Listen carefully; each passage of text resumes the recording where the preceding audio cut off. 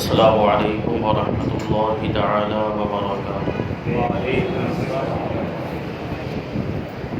نحمده ونصلي ونسلم على رسوله الكريم اما بعد فاعوذ باللہ من الشیطان الرجیم بسم اللہ الرحمن الرحیم ان اللہ وملائکتہ یصلون علی النبی یا ایھا الذین آمنوا صلوا علیہ وسلموا تسلیما اللهم صل على سيدنا ومولانا محمد معدن الجود والكرم وآله الكرام وابنه الكريم وبارك وسلم صلاة وسلاما عليك يا رسول الله صلى الله تعالى عليك وسلم۔ عزیزان ملت اسلامیہ، آج رجب المرجب کی 13 تاریخ ہے اور اسی مہینے کی 15 تاریخ کو ایک روایت کے مطابق حضرت امام جعفر صادق رضی اللہ تعالیٰ عنہ کے وصال کا دن ہے، جن کے نام کی کونڈوں کی نیاز ہم کیا کرتے ہیں۔ یقیناً کونڈوں کی نیاز کرنا، کھیر پوری کی نیاز کرنا جائز ہے، حدیثوں سے ثابت ہے، فقہ کی کتابوں سے ایصال ثواب کرنا ثابت ہے۔ البتہ یہ ضروری فرض یا واجب نہیں سمجھنا چاہیے کہ کونڈوں کی نیاز کریں گے، کھیر پوری کی نیاز کریں گے تبھی نیاز ہوگی اور دوسری کسی چیز پر فاتحہ دلائیں گے تو نیاز نہیں ہوگی، یہ سوچ نہیں ہونی چاہیے۔ ہم کھیر پوری کے علاوہ دوسری کسی چیز پر بھی فاتحہ دلا سکتے ہیں، کوئی حرج نہیں۔ تو یہ جو فاتحہ ہوتی ہے یہ امام جعفر صادق رضی اللہ تعالیٰ عنہ کے نام سے ہوتی ہے، اور آج اسی مناسبت سے آج ہم انشاءاللہ تبارک و تعالی امام جعفر صادق رضی اللہ تعالیٰ عنہ کا تذکرہ کرنے کی سعادت حاصل کریں گے۔ بہت کم مواقع ایسے ہوتے ہیں جب امام جعفر صادق رضی اللہ تعالیٰ عنہ یا دیگر ائمہ اہل بیت کا تذکرہ آپ نے سنا ہوگا، تو آج انشاءاللہ تبارک و تعالی ہم ان کے حالات زندگی کو جانیں گے۔ امام جعفر صادق رضی اللہ تعالیٰ عنہ کا نام جعفر ہے، آپ کی کنیت ابو عبداللہ اور ابو اسماعیل ہے، اور آپ کے بہت سارے القاب ہیں جن میں سب سے زیادہ مشہور لقب صادق کا لقب ہے۔ صادق کا معنی ہوتا ہے سچا، کیونکہ آپ کبھی جھوٹ نہیں بولتے تھے، اس وجہ سے آپ کو صادق کہا جاتا ہے۔ امام جعفر صادق رضی اللہ تعالیٰ عنہ، آپ کی ولادت 13 ربیع الاول، 17 ربیع الاول یا 18 ربیع الاول، مختلف روایتیں ہیں۔ ہجری 80 یا 83 میں مدینہ منورہ کے اندر آپ پیدا ہوئے، آپ کی ولادت مدینہ منورہ میں ہوئی، اور آپ کا جو پدری سلسلہ نسب ہے وہ چھٹی پشت میں اللہ کے رسول صلی اللہ علیہ وسلم سے جا کر مل جاتا ہے۔ وہ اس طریقے سے ہے کہ امام جعفر صادق رضی اللہ تعالیٰ عنہ یہ صاحبزادے ہیں امام محمد باقر رضی اللہ تعالیٰ عنہ کے، اور وہ صاحبزادے ہیں امام زین العابدین رضی اللہ تعالیٰ عنہ کے، اور وہ صاحبزادے ہیں امام علی مقام امام حسین رضی اللہ تعالیٰ عنہ کے، وہ صاحبزادے ہیں امیر المؤمنین حضرت علی مرتضیٰ رضی اللہ تعالیٰ عنہ کے، وہ شوہر ہیں خاتون جنت حضرت فاطمہ الزہرا رضی اللہ تعالیٰ عنہ کے، اور وہ صاحبزادی ہیں حضور رحمت عالم صلی اللہ علیہ وسلم۔ تو اس اعتبار سے آپ کا جو پدری نسب نامہ ہے وہ چھٹی پشت میں اللہ کے رسول صلی اللہ علیہ وسلم سے جا کر مل جاتا ہے، اور آپ کا جو مادری نسب نامہ ہے وہ 5ویں پشت میں حضرت امیر المؤمنین ابو بکر صدیق رضی اللہ تعالیٰ عنہ سے جا کر ملتا ہے۔ آپ کی والدہ ماجدہ حضرت ام فروہ رضی اللہ تعالیٰ عنہا کا اگر پدری نسب نامہ شمار کیا جائے یا مادری نسب نامہ، دونوں طرف سے آپ کا رشتہ حضرت ابو بکر صدیق رضی اللہ تعالیٰ عنہ سے جا کر ملتا ہے۔ یعنی حضرت امام جعفر صادق رضی اللہ تعالیٰ عنہ کی والدہ ماجدہ حضرت ام فروہ رضی اللہ تعالیٰ عنہ حضرت ابو بکر صدیق رضی اللہ تعالیٰ عنہ کی پوتی بھی ہوتی ہیں اور نواسی بھی ہوتی ہیں۔ یہ دونوں طرف سے دیکھیں آپ کی والدہ ماجدہ کا سلسلہ نسب حضرت ابو بکر صدیق رضی اللہ تعالیٰ عنہ تک کیسے پہنچتا ہے۔ آپ کا جو پدری نسب نامہ، اس طریقے سے آپ کی والدہ کا پدری نسب نامہ کہ امام جعفر صادق یہ صاحبزادے ہیں حضرت بی بی ام فروہ رضی اللہ تعالیٰ عنہ کے، اور وہ صاحبزادی ہیں حضرت قاسم کی، اور وہ صاحبزادے ہیں حضرت محمد کے، اور وہ صاحبزادے ہیں امیر المؤمنین حضرت ابو بکر صدیق رضی اللہ تعالیٰ عنہ۔ اور آپ کی والدہ کا مادری نسب نامہ اس طریقے سے ہے، حضرت ام فروہ رضی اللہ تعالیٰ عنہ یہ صاحبزادی ہیں حضرت اسماء رضی اللہ تعالیٰ عنہ کی، اور وہ صاحبزادی ہیں حضرت عبد الرحمن رضی اللہ تعالیٰ عنہ کی، اور وہ صاحبزادے ہیں امیر المؤمنین حضرت ابو بکر صدیق رضی اللہ تعالیٰ عنہ۔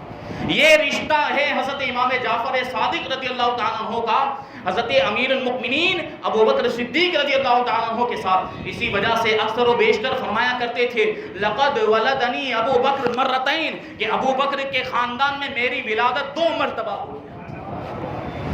یہ شان ہے۔ اب غور کریں کہ خود صادق ہیں اور آپ کے نانا یعنی حضرت ابو بکر صدیق ہیں، اور جد اعلیٰ صادق الامین صلی اللہ علیہ وسلم۔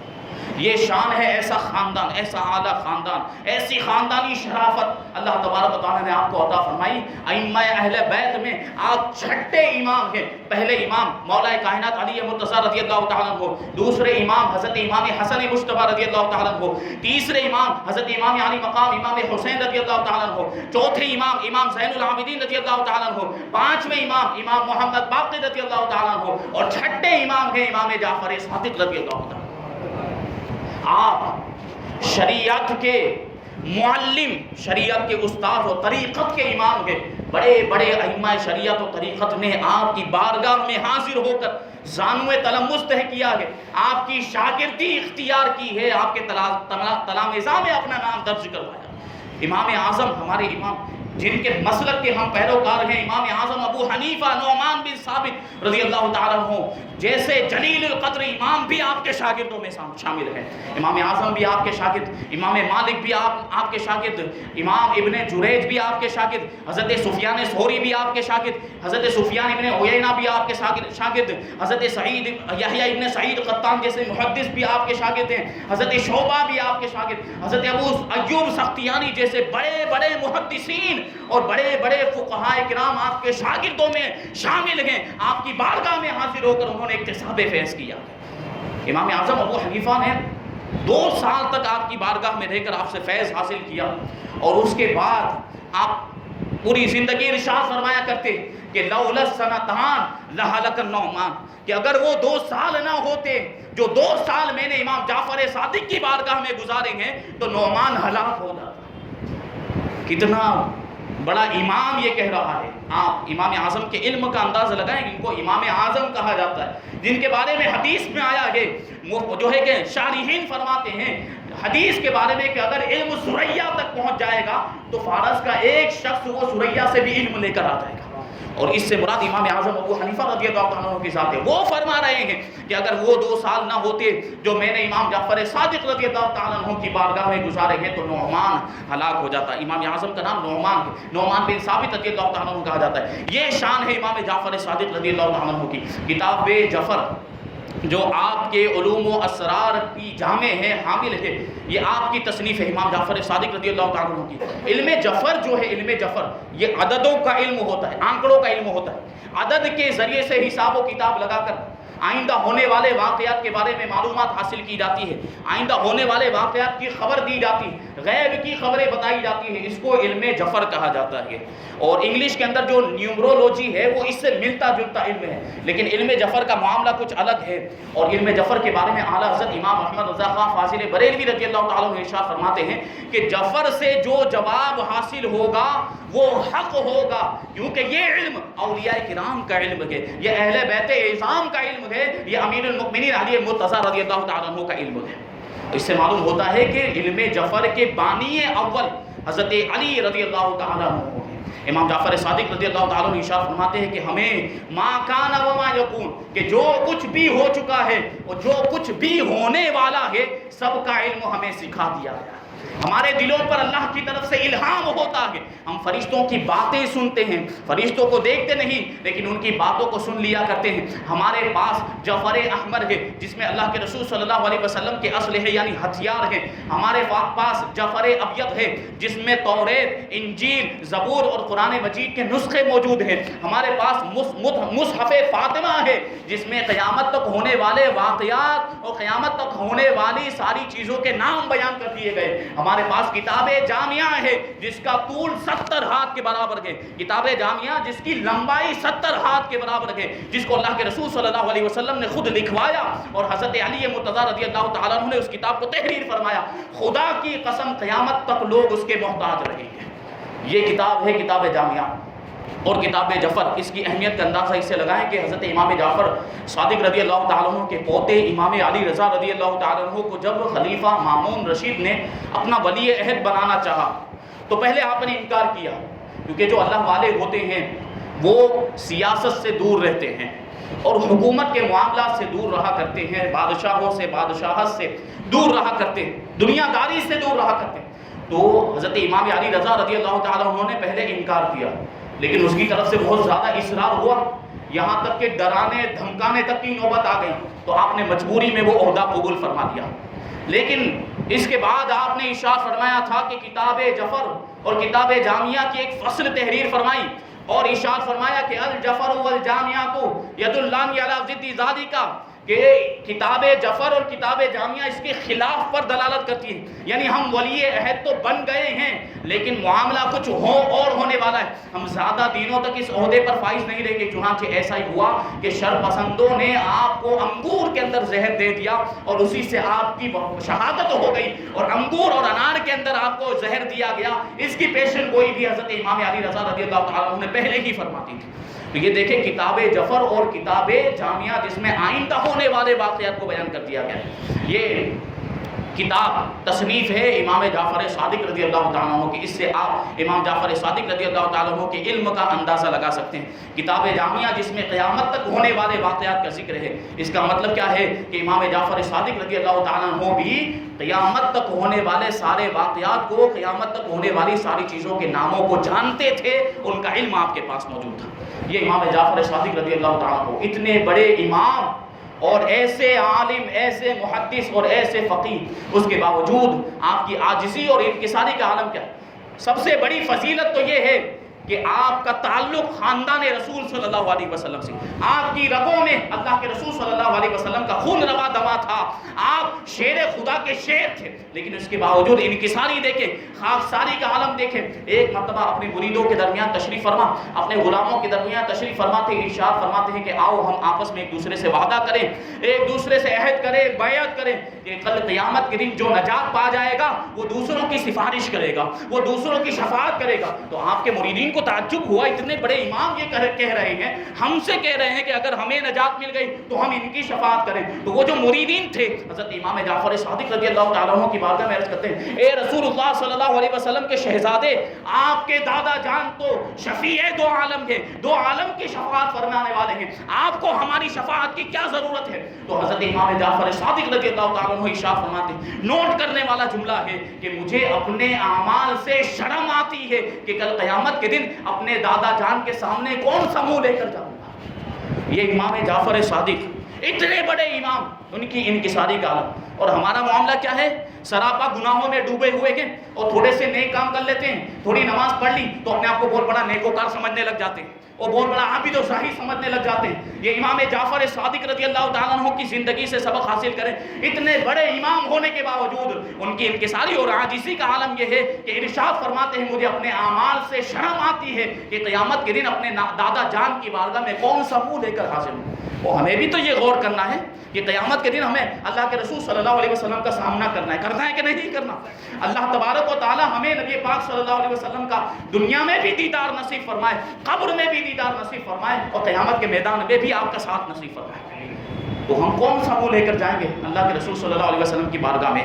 تو ہمیں اعمال ایسے کرنے ہیں کہ جب قیامت کے دن رسول اللہ کا سامنا ہو تو آپ ہمیں خوشی کے ساتھ ہمارا استقبال کریں، راضی ہو کر ہمارا استقبال کریں اور اپنے دامن میں جگہ عطا فرمائیں.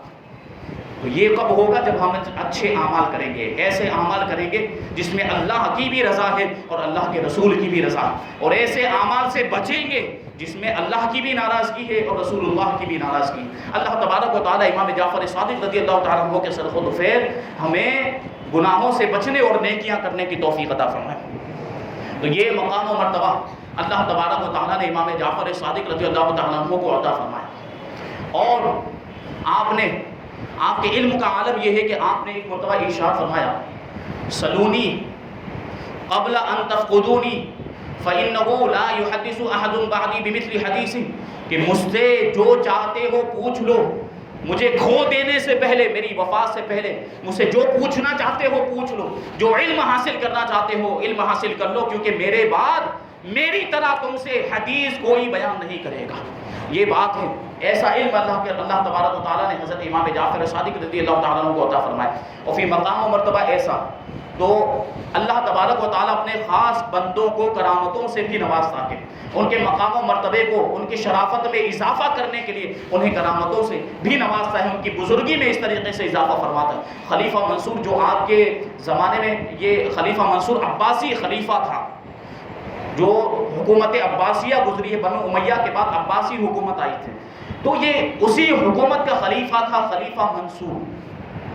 تو اس کے درباریوں نے ایک مرتبہ چغل خوری کرتے ہوئے اور تہمت لگاتے ہوئے خلیفہ منصور سے کہا کہ حضرت امام جعفر صادق رضی اللہ تعالیٰ عنہ حکومت کے خلاف بغاوت کرنا چاہتے ہیں، خلافت کے خلاف فتنہ اٹھانا چاہتے ہیں اور جو ہے کہ شرانگیزی کرنا چاہتے ہیں. یہ معاذ اللہ ان لوگوں نے امام جعفر صادق رضی اللہ تعالیٰ عنہ کے تعلق سے خلیفہ منصور کے کان بھرے. اب خلیفہ منصور نے حضرت امام جعفر صادق رضی اللہ تعالیٰ عنہ کو اپنے دربار میں بلایا، پوچھا کیا ایسا کوئی معاملہ ہے، آپ جو ہے بغاوت کرنا چاہتے ہیں حکومت کے خلاف؟ تو امام جعفر صادق رضی اللہ تعالیٰ عنہ نے کہا کہ نہیں، میں نے کبھی بھی ایسی کوئی بات نہیں کہی.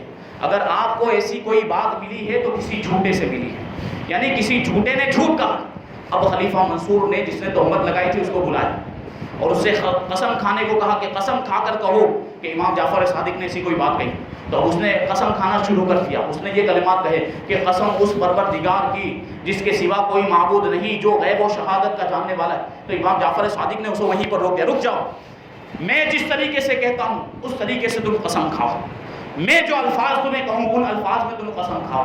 اب خلیفہ منصور نے کہا کہ آپ ہی قسم کے الفاظ تلقین فرمائیں. تو امام جعفر صادق نے کہا کہ کہو بریئت من حول اللہ وقوتہ والجأت الی حولی وقوتی لقد فعل جعفر کذا وکذا وقال کذا وکذا. یعنی یہ کہو کہ میں اللہ تبارک و تعالیٰ کی ضمانت سے نکل کر اپنے کرتوت کی پناہ میں آتا ہوں اور پھر کہتا ہوں کہ معاذ اللہ جعفر نے ایسا ایسا کیا ہے، جعفر نے ایسا ایسا کہا ہے. اب یہ قسم جو ہے کہ اس نے کھانا شروع ہی کیا تھا، ابھی قسم کے الفاظ مکمل بھی نہیں ہوئے تھے، وہ زمین پر گرا اور وہیں مر کے ڈھیر ہو گیا.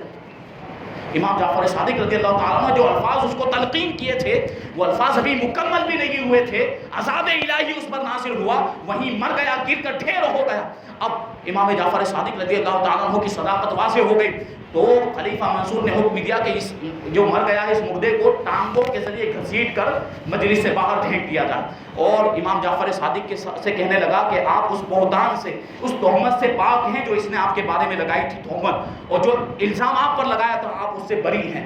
اب امام جعفر صادق رضی اللہ تعالیٰ عنہ وہاں سے واپس ہوئے تو ربیع کا بیان ہے کہ میں نے امام جعفر صادق رضی اللہ تعالیٰ عنہ سے دربار کے باہر آنے کے بعد میں نے پوچھا کہ آپ نے اس شخص کو، تہمت لگانے والے کو، ان الفاظ میں قسم کھانے کیوں نہیں دیا اور دوسرے الفاظ کے ذریعے سے قسم کیوں کھلائی؟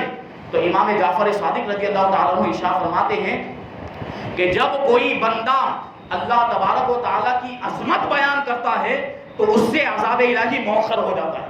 تو میں نے اسے روک دیا اور ان الفاظ کے ذریعے سے قسم کھلائی جس میں اللہ کی عظمت کا بیان نہیں تھا، تاکہ اسے عذاب الہی فوراً آ کر اپنی گرفت میں لے لے. اور بالکل ویسا ہی ہوا، فوراً اللہ کا عذاب اس پر آیا اور وہیں گر کر وہ مر گیا اور ڈھیر ہو گیا.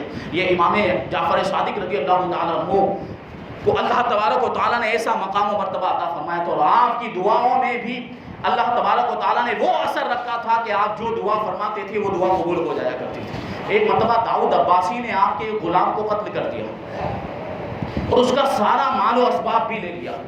امام جعفر صادق رضی اللہ تعالیٰ عنہ اس کے پاس تشریف لے گئے، زمین پر اپنی چادر بچھا دی اور اسے سرزنش فرمائی، اسے ڈانٹا کہ تو نے ایسا کیوں کیا. اور آپ نے ارشاد فرمایا کہ کیا تم ہماری دعا سے، بد دعا سے ڈرتے نہیں؟ تو وہ جو داؤد عباسی تھا وہ مذاق اڑانے کے انداز میں، تمسخر کے ارادے سے وہ کہنے لگا کہ کیا آپ مجھے اپنی بد دعا سے ڈراتے ہو؟ میں آپ کی بد دعا سے نہیں ڈرتا. امام جعفر صادق رضی اللہ تعالیٰ عنہ وہاں سے تشریف لائے اپنے مکان پر، پوری رات اللہ تبارک و تعالیٰ کی عبادت میں گزار دی اور صبح صادق کے وقت آپ نے داؤد عباسی کے خلاف دعا فرمائی. اسی وقت خبر آئی کہ لوگوں نے داؤد عباسی کو مار ڈالا ہے. یہ آپ کی دعاؤں میں اثر تھا.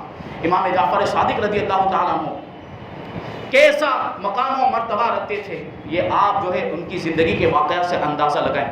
خلیفہ منصور جو اس زمانے کے، صرف خلیفہ منصور کی بات نہیں، اس زمانے کے جتنے خلیفہ ہوا کرتے تھے سب کو یہ خوف لاحق رہتا تھا کہ یہ اماموں میں سے اگر کوئی امام کھڑا ہو گیا ہماری حکومت کے خلاف اور لوگ ان کے ساتھ جڑ گئے تو پھر ہماری حکومت کو خطرہ لاحق ہو سکتا ہے۔ تو ان کو یہی پریشانی لگی رہتی تھی اس وقت کے جو بادشاہ ہوا کرتے تھے، جو خلیفہ ہوا کرتے تھے۔ خلیفہ منصور کا بھی یہی معاملہ۔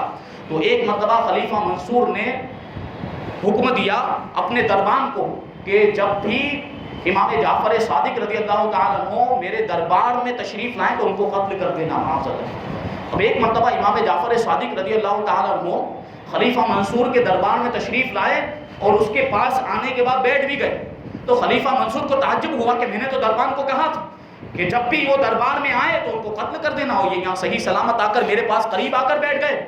تو کسی بہانے سے خلیفہ نے اپنے دربان کو اندر بلایا، دربار کے اندر، محل کے اندر، تاکہ وہ دیکھ لے کہ امام جعفر صادق اندر تشریف لائے ہوئے ہیں۔ تو وہ دربان آیا، اس نے دیکھا اور دیکھ کر واپس چلے گیا۔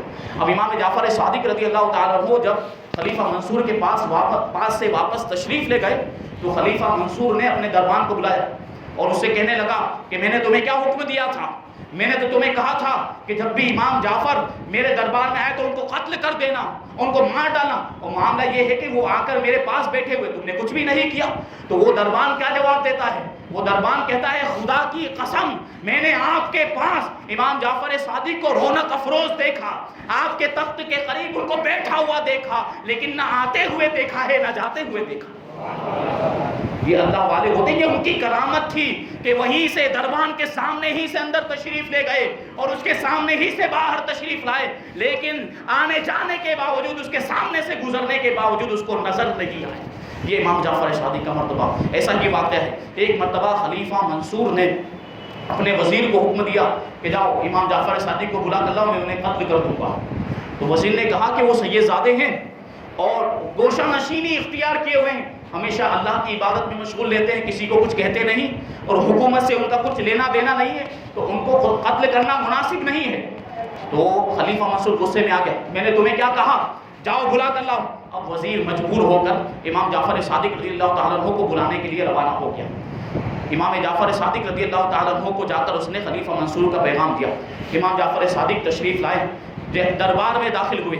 خلیفہ منصور نے اپنے درباریوں سے کہہ دیا تھا کہ جب امام جعفر صادق تشریف لائیں اور میں اپنی ٹوپی اتاروں تو یہ اشارہ ہوگا، جیسے ہی میں اپنی ٹوپی اتاروں تم لوگ امام جعفر صادق کو قتل کر دینا۔ یہ اس نے اپنے درباریوں سے کہہ دیا تھا، اپنے دربار کے جلادوں کو کہہ دیا تھا کہ جیسے ہی میں اپنا تاج اتاروں تم امام جعفر صادق کو قتل کر دینا۔ اب امام جعفر صادق رضی اللہ تعالیٰ عنہ جیسے ہی اس کے دربار میں داخل ہوئے تو خلیفہ منصور اپنی جگہ سے کھڑا ہو گیا، بڑے ادب و احترام کے ساتھ آپ کا استقبال کیا اور اپنے تخت پر امام جعفر صادق رضی اللہ تعالیٰ عنہ کو بٹھایا اور خود آپ کے سامنے بہت ہی ادب کے ساتھ، ادب و احترام کے ساتھ مؤدبانہ دو زانو ہو کر بیٹھ گیا اور کہنے لگا کہ حضور آپ کو مجھ سے کوئی کام ہو تو ارشاد فرمائے، آپ کی حاجت پوری کی جائے گی۔ امام جعفر صادق رضی اللہ تعالیٰ عنہ نے ارشاد فرمایا کہ آج کے بعد مجھے کبھی اپنے دربار میں مت بلانا، کہ تم اپنے دربار میں مجھے بلاتے ہو تو آنے کی وجہ سے میری عبادت میں خلل واقع ہوتا ہے، میری عبادت میں خلل واقع ہوتا ہے، تم مجھے آج کے بعد مت بلانا تاکہ میں یکسوئی کے ساتھ اپنے رب کی عبادت کر سکوں۔ اور اس کے بعد خلیفہ منصور نے کہا کہ ٹھیک ہے آپ تشریف لے جائیں۔ امام جعفر صادق رضی اللہ تعالیٰ عنہ تشریف لے گئے اور ادھر معاملہ خلیفہ منصور کا یہ تھا کہ اس کے بدن پر کپ کپی تاری، بے ہوشی جیسا اس کا معاملہ ہو گیا، بے ہوشی جیسی کیفیت پیدا ہو گئی۔ تو اس کا وزیر آیا اور آنے کے بعد پوچھتا ہے کہ تم نے تو کہا تھا کہ امام جعفر صادق جب آئیں تو ان کو قتل کر دیا جائے، جب میں اشارہ کروں تو ان کو قتل کر دیا جائے، پروگرام تو یہ طے ہوا تھا اور معاملہ کچھ اور ہی ہو گیا، تم تو بڑے ادب و احترام کے ساتھ پیش آئے اور ان کو تو اپنے تخت پر تم نے بٹھا لیا، بڑے ادب کے ساتھ تم ان سے پیش آئے، معاملہ کیا، آخر ماجرا کیا ہے؟ تو خلیفہ منصور جواب دیتا ہے کہ جب امام جعفر صادق رضی اللہ تعالیٰ عنہ میرے دربار میں تشریف لائے تو ان کے ساتھ ایک بہت بڑا اژدہا بھی تھا کہ جس کے نیچے کا ہونٹ میرے تخت کے نیچے تھا اور اوپر کا ہونٹ میرے تخت کے اوپر تھا، اور وہ اپنی زبان حال سے کہہ رہا تھا کہ خبردار امام جعفر صادق کو اگر تم نے ایک تھوڑی سی بھی تکلیف پہنچائی ہے تو میں تمہیں تخت کے ساتھ پورا نگل جاؤں گا۔ اسی سے وہ گھبرا گیا تھا. وہ خلیفہ منصور نے کہا کہ اسی کے خوف کی وجہ سے جو کچھ بھی میں نے کیا، جو بھی ادب کے ساتھ میں پیش آیا ہوں، اسی اژدہے کے خوف کی وجہ سے. یہ شان ہے امام جعفر صادق رضی اللہ تعالیٰ عنہ کی. اللہ کی بارگاہ میں یہ مقام و مرتبہ. لیث ابن سعد بہت بڑے محدث ہیں. وہ بیان کرتے ہیں کہ میں ہجری 113 میں حج کرنے کے لیے مکہ مکرمہ گیا. عصر کی نماز سے فارغ ہونے کے بعد میں جبل ابو قبیس، وہاں اس پہاڑ کے اوپر میں گیا تو میں نے کیا دیکھا کہ ایک بزرگ شخص ہیں جو دعائیں کر رہے ہیں، اللہ تبارک و تعالیٰ کو پکارا یا رب کہہ کر، پھر اس کے بعد یا حیو کہہ کر، یا ربا کہہ کر پکارنا شروع کیا. پھر یا رحمان یا رحیم یا ارحم الراحمین اس طرح پکارے جا رہے تھے. پھر اپنے رب کی بارگاہ میں ہاتھوں کو اٹھا کر دعائیں کرتے ہیں، اے پروردگار عالم، مجھے انگور کھانے کی خواہش ہے، مجھے انگور عطا فرما دے، اور میری چادریں پرانی ہو گئی ہے، مجھے 2 چادریں عطا فرما دے. اور اتنا کہنا تھا کہ کہیں سے اچانک ان کے سامنے انگور کی ایک تشتری ظاہر ہو گئی، انگوروں کی ایک ٹوکری ظاہر ہوئی.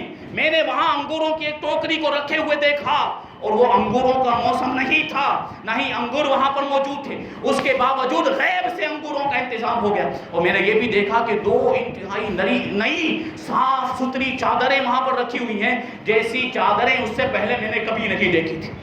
اور امام جعفر صادق رضی اللہ تعالیٰ عنہ نے انگوروں کو کھانا شروع کیا تو حضرت لیث ابن سعد کہتے ہیں کہ میں نے عرض کیا کہ حضور میں بھی آپ کی ان انگوروں میں شامل ہوں، مجھے بھی شریک فرمائیں.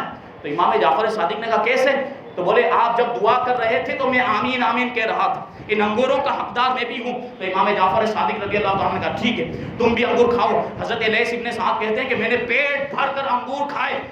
انگور ایسے عمدہ اور لذیذ تھے کہ ایسے انگور میں نے کبھی کھائے نہیں، نہ اس سے پہلے کھائے نہ اس کے بعد کھائے. کیسے کھا سکتے تھے وہ انگور؟ تو جنت سے آئے.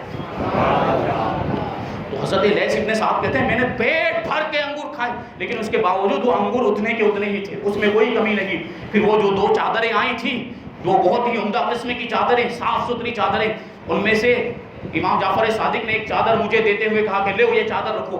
تو میں نے کہا نہیں، مجھے چادر کی ضرورت نہیں. تو امام جعفر صادق رضی اللہ تعالیٰ عنہ نے ایک چادر کا تہبند بنایا اور ایک چادر کو اوپر سے اوڑھ لیا، جیسے احرام باندھتے ہیں، اوپر سے اوڑھ لیا. جو پرانی چادریں تھیں وہ اتار لی اور ان کو ہاتھ میں لے کر امام جعفر صادق رضی اللہ تعالیٰ عنہ جبل ابو قبیس سے اترے، نیچے تشریف لائے اور صفا و مروہ کی طرف آپ چلے گئے. تو وہاں ایک فقیر تھا، اس نے جب امام جعفر صادق رضی اللہ تعالیٰ عنہ کو دیکھا تو کہنے لگا کہ اے امام، میرے پاس چادر نہیں ہے، آپ کے ہاتھ میں جو چادر ہے وہ چادر مجھے عطا فرما دیجئے. امام جعفر صادق رضی اللہ تعالیٰ عنہ نے وہ چادر اس فقیر کو دے دی اور آگے روانہ ہو گئے. حضرت لیث ابن سعد کہتے ہیں کہ میں نے اس فقیر سے پوچھا کہ یہ کون بزرگ تھے، یہ کون نورانی شکل والے بزرگ تھے؟ تو اس فقیر نے بتایا کہ یہ امام جعفر صادق رضی اللہ تعالیٰ عنہ. اب میں حیران و پریشان، اتنے بڑے امام اور ان کے ساتھ میری ملاقات ہوئی، مجھے معلوم ہی نہیں تھا.